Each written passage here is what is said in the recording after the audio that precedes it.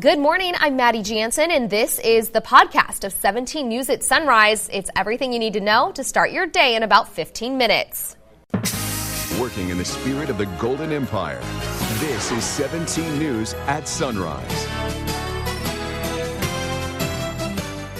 Kern County sees its biggest one-day spike to date of new cases as testing ramps up. We'll have a look at the numbers. The Senate passes the massive COVID-19 spending package unanimously, sending the bill and a message to the House. What representatives are saying about it? Seniors struggle under isolation with most nursing homes closing doors to visitors. Many families are getting creative. We'll show you how. This is Thursday, March 26th, 2020.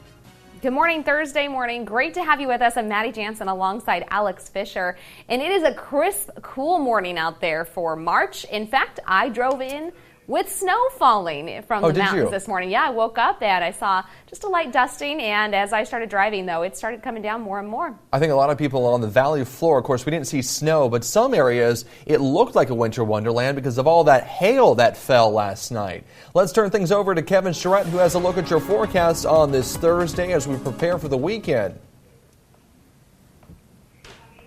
Good morning, Alex. Yeah, we saw some snow in the mountains. We saw some hail and rain in the valley, and you can see the Tehachapi train cam, a train actually going through downtown.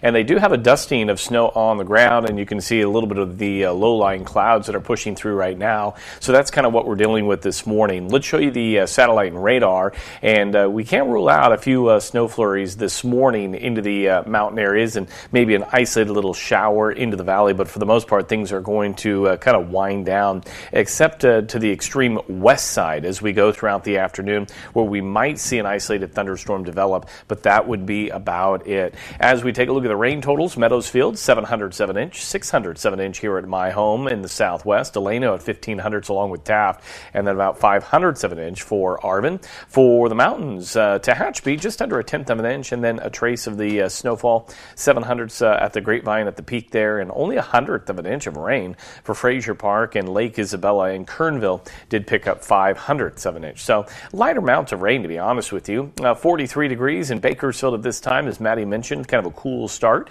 A west-northwest wind at 3 miles per hour. And as we take a look at Futurecast HD for the next 18 hours, you can see very quiet. Look off to the west side, though, and we may see a few little pops, what we call thunderstorms. But you can see it's right along the periphery of the Kern County line.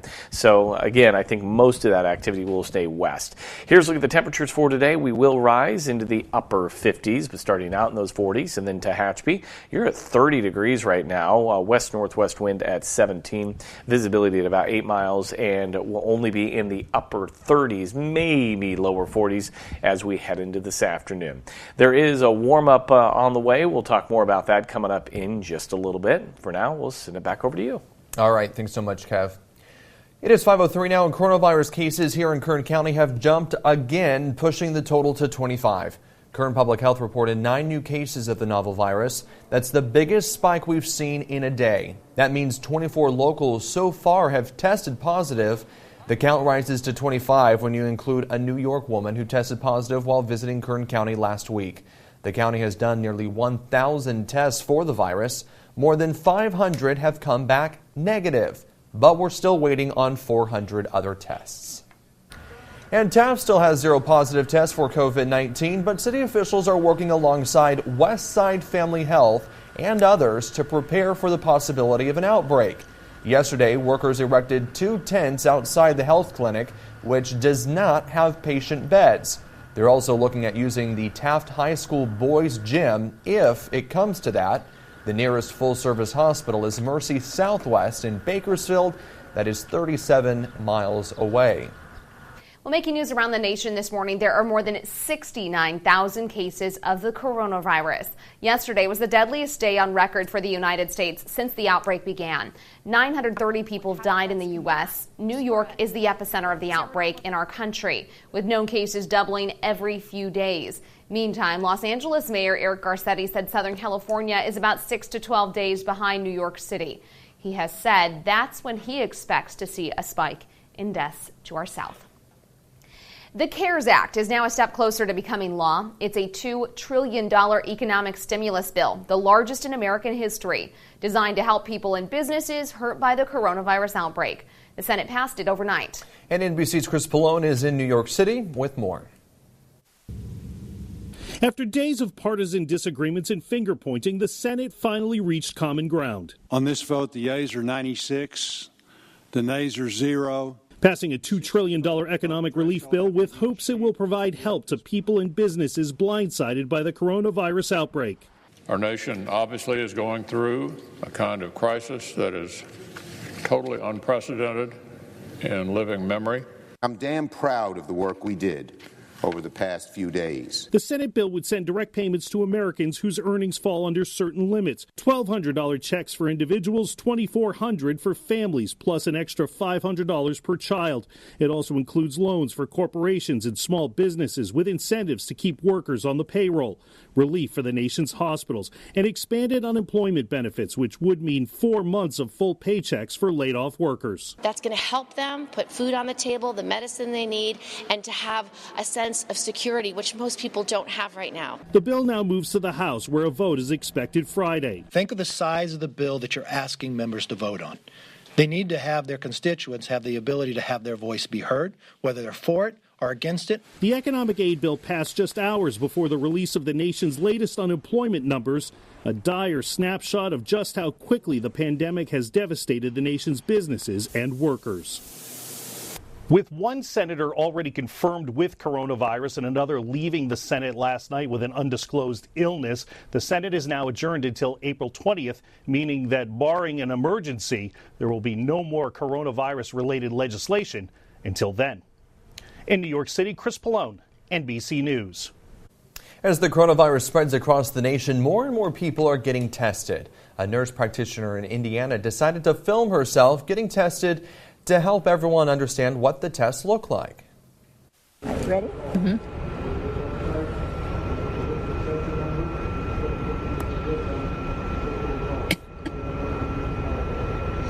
Okay. That's Michelle Fox. She works with the geriatric community and started feeling sick. So she followed all the steps before getting tested.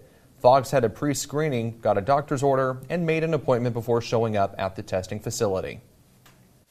It's super easy, and it shows them that, look, I'm sick, but I'm here. I have help.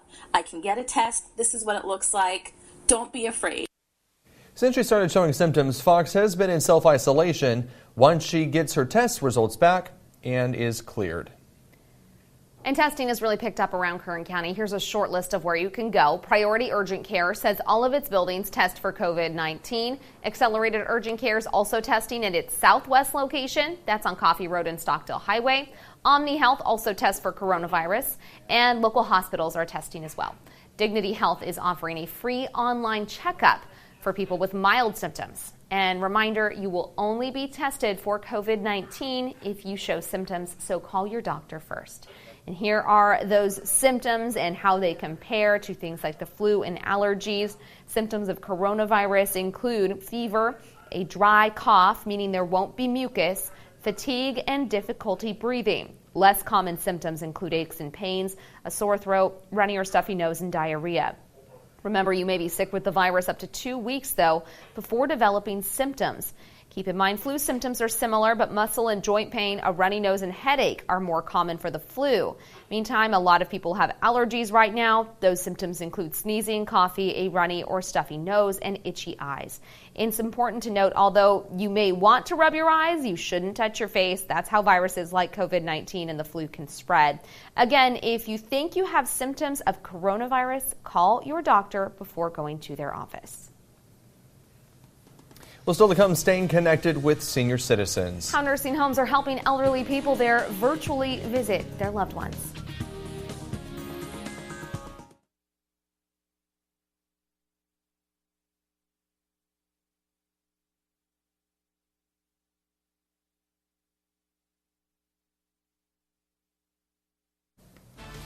Welcome back here with some breaking news this Thursday morning. The brother of Bakersfield City Councilman Andre Gonzalez has tested positive for COVID-19. Gonzalez announced in a Facebook post yesterday about the diagnosis. His brother, who lives in Los Angeles, tested positive for the virus earlier this week. Gonzalez said he has not seen his brother in 3 weeks before he could have had any exposure to the virus. He said his brother, who's been sick for 12 days, is showing mild symptoms but is, quote, doing well. Well, kids aren't going to be back in school for at least another month. That's according to an announcement from the Kern County Superintendent of Schools. The superintendent recommends schools stay closed at least through May 1st. The superintendent says meals will still be served and they'll keep trying to have kids learn from home. But the closure could last even beyond May, depending on the situation.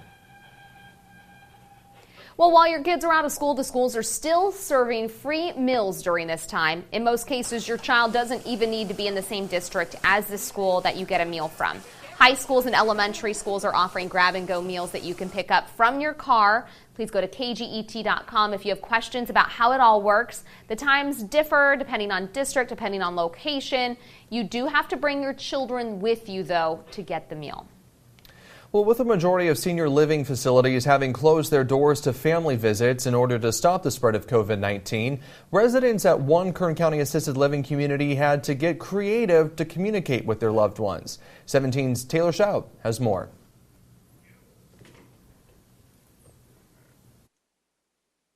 Good morning, Alex. Yeah, technology and the elderly aren't normally words you'd put in the same sentence, but seniors at this local assisted living community have been getting tech savvy real quickly to be able to communicate with their families.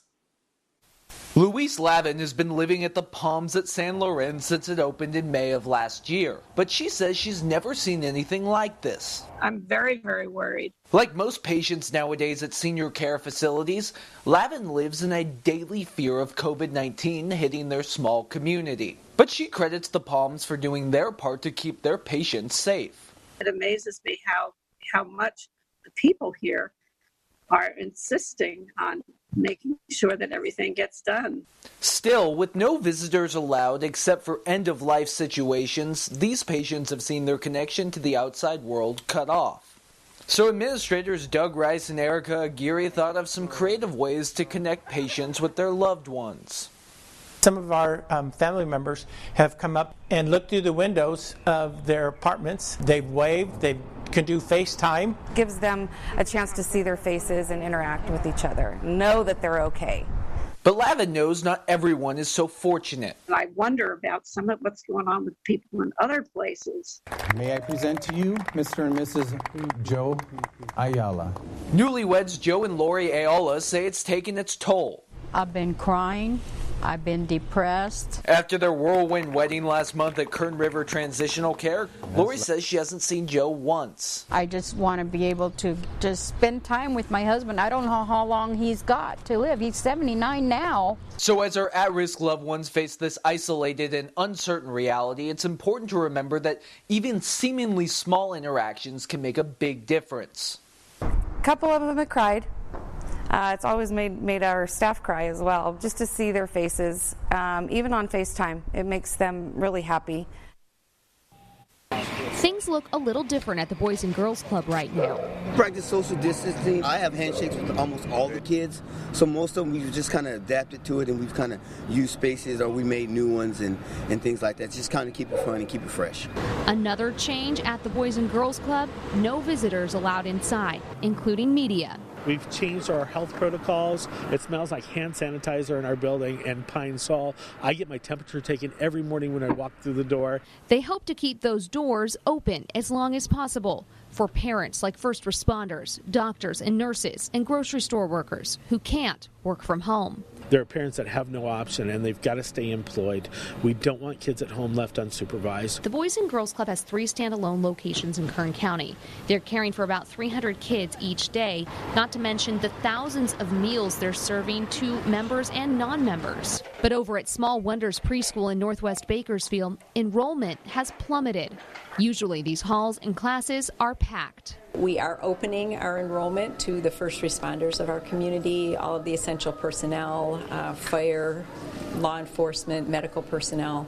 We're making those spaces available during this time because we want our first responders to have a safe place for their children while they're fighting the battle out there on the front lines. And they're open to changing hours with the changing times if there's a need for childcare later or on the weekends. Valley Baptist is just really, really thankful that we can stay open for at least this time and provide this service to our community, those essential people in our community that need childcare, because we depend on them to do their jobs.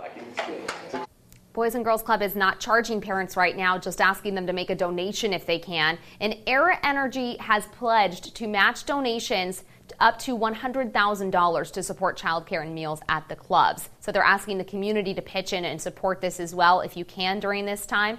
We've posted a link to donate on our website, kget.com. And by the way, if you're looking for an open daycare, you can contact the Community Connection for Childcare. That number is 861-5208. They do keep an up-to-date list. Well, that's a good resource, too. Yeah, absolutely. All right, coming up the next half hour on Sunrise, Prince Charles tested positive for coronavirus yesterday. Which one of his sons was caught joking about the virus just weeks earlier?